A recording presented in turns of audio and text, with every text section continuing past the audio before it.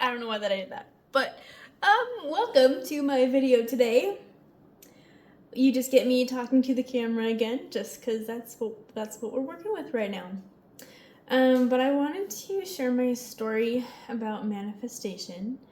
So I grew up believing in God, and I was very religious, and I was very, very letter of the law. Everything had a place and rhythm and pattern, and if you do X, Y, and Z, then you will be blessed.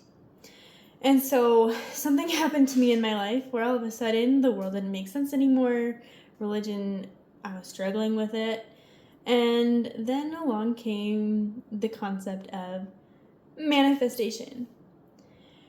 So manifesting, if you don't know what that is, it's just the idea that you can co-create with the divine, with God, to create the life that you want.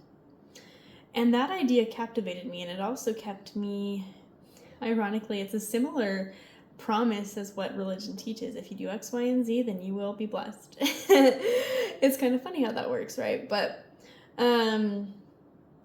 recently I've been more open to realism than I used to be.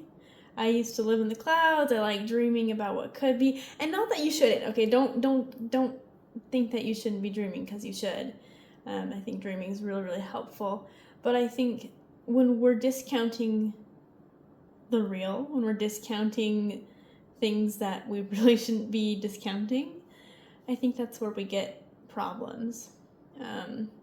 So I have a friend who has been a really big influence in my life, and her name is Matika Warner, and she taught me this philosophy of manifesting, in which you would connect with God first and then discover what you want, because desires can come and go. They can change, shape shift depending upon how you're feeling in the moment. And so getting what you want out of life, what do you really want?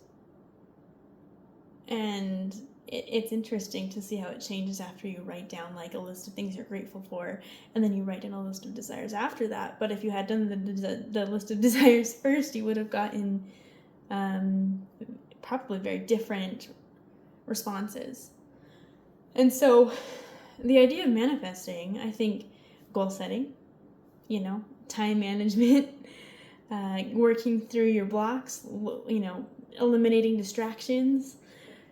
We all have a lot of power and a lot of ability and capacity and things we can share with the world. But I think you got to accept where you are in order to get to where you want to be. And sometimes that's accepting that where you want to be is maybe it's a little bit out there. Not that you shouldn't want that or go after it, because honestly, there are also things in life that happen to you, or you get something and you're like, how did I end up here? I never thought I'd get that trip to Europe, or become a yoga teacher, or become a life coach, all these different things. But then they happen and you're like, whoa, what the interesting, or it happens in a way that you didn't expect it to. And so that the idea of surrender is really important. Letting go and trusting, being where you are, just be happy. Be happy where you are. Enjoy life. You only have one. And trust, take action in the present moment towards, your little what ifs. What if I went after that job? What if I called that person today? What if I maybe just went to a certain restaurant and started talking to somebody? There's endless possibility. And that's important to remember. So while we want to accept reality, we also want to accept that there are an unlimited amount of possibilities. And yeah, those were just my thoughts for today. That's my video of the week. Thanks, bye.